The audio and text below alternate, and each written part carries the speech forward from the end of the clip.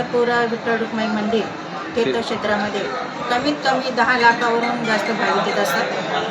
यावर्षी तर जरा जास्तीचाच प्रभाव वाटतोय भाविकांचा आणि त्यासाठी आम्ही अशी व्यवस्था केलेली आहे। मी जिल्हा परिषद सदस्य विद्या रमेश गायकवाड पंढरपूर।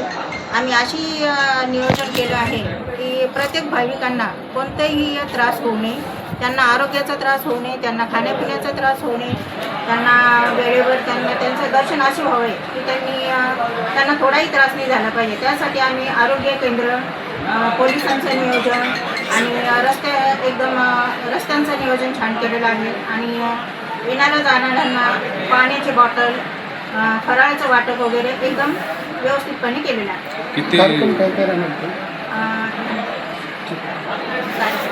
किती लोक? 10च्या वरच आहे, 10 लाखाच्या वर, 10 किंवा 12। भक्तांना काय आवाहन करणार? भक्तांना हेच आवाहन करणार की तुम्ही दर्शन सुरळीतपणे घेणे, व्यवस्थित रांग लावून दर्शन घेणे आणि कोणतीही इजा न होवं याचा प्रयत्न जास्त करतो। एकादशीच्या सगळ्या भाविकांना हार्दिक शुभेच्छा आणि त्यांनी